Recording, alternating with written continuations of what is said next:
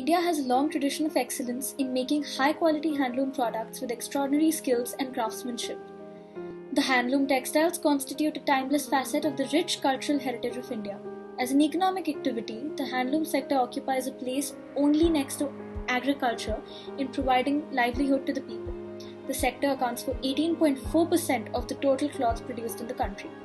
Handloom forms a precious part of the generational legacy and exemplifies the richness and diversity of our country and the artistry of the weavers.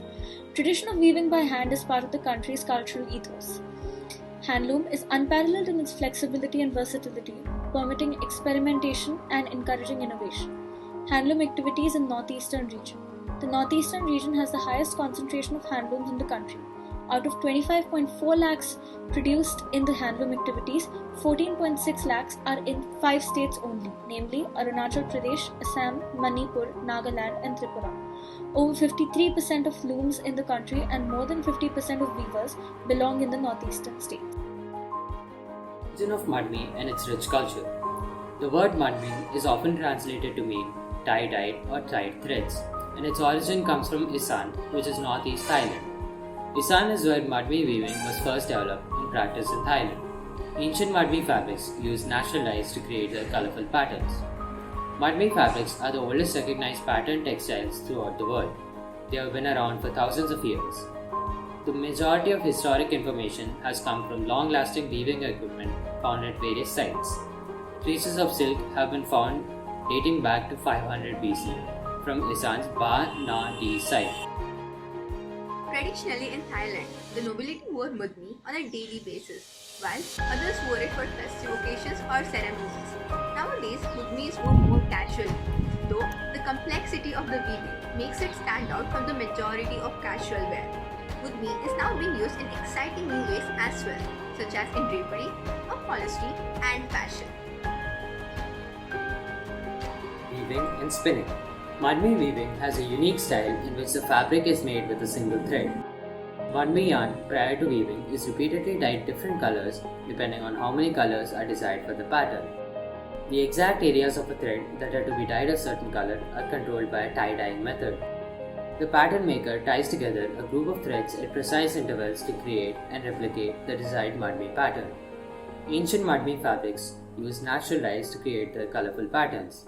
You can still purchase mudmi that uses natural dyes, although these fabrics are far more expensive than ones that use commercial dyes. Every piece of hand-woven Thai silk is a timeless, unique work of textile art from the hands of a rural Thai woman.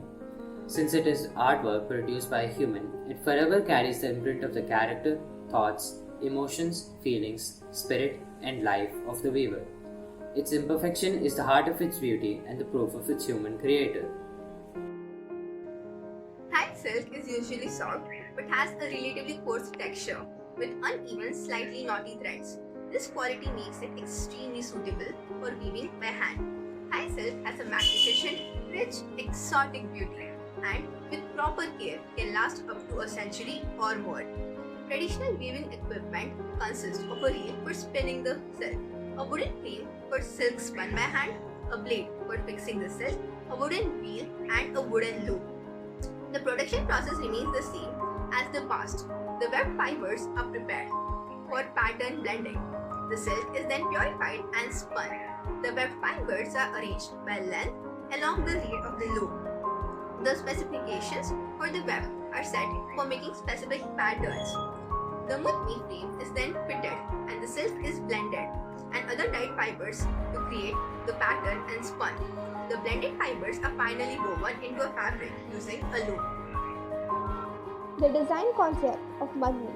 The design concept of mudmi is based on features of floor plans of main buildings of Khalma sanctuary. The arrangement of the cloth structure is inspired by foam cloth, a traditional form of mudmi by the Thais of Khalma descent, the structure of which is divided into frames called sambain. The mudmi thread is carefully looped across a surface or board that is proportional to the desired width of the fabric.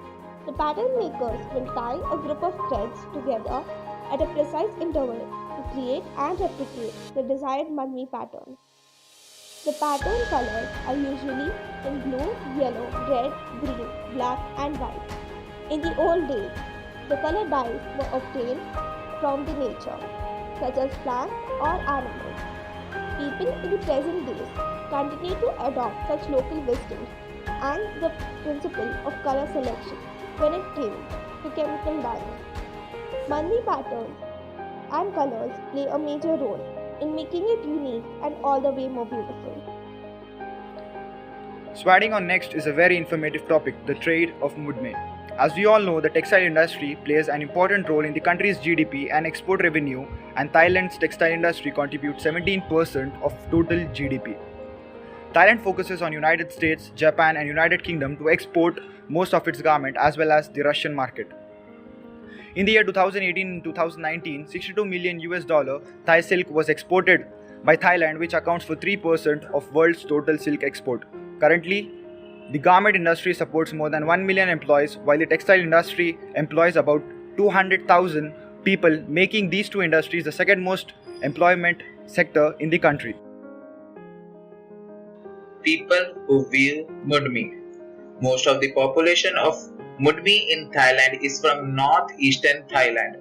Since the beginning of the 20th century, northeastern Thailand has been generally known as Isan. The main language of the people is the Isan, the name by which the Lao language is referred to in Thailand due to political reasons, though most people in the Isan region still refer to language as Lao among themselves and in non-official settings. Isan is home to one-third of Thailand's population of 67 million, but contributes only 10% to the national GDP. In terms of regional value added per capita, Isan is Thailand's poorest region. Some of the Isan people have settled permanently in the city while some migrate to and fro. Mudmi is hand-woven Thai silk that mostly is produced in Thailand's northeastern region, that is made up of 17 provinces on the northern plateau. Mudmi fabric can be purchased anywhere in Thailand, but if it is authentic Mudmi, it is produced and woven in Isan. Mudmi fabric is found for sale in Chiang Mai, towns and villages in Isan. In Isan, Chonobat and Surin have the most beautiful Mudmi fabrics. Mudmi fabric is expensive and costs $100 to $300 for 2 meters of fabric. Bargains don't exist in the Thai silk markets, and especially for Mudmi.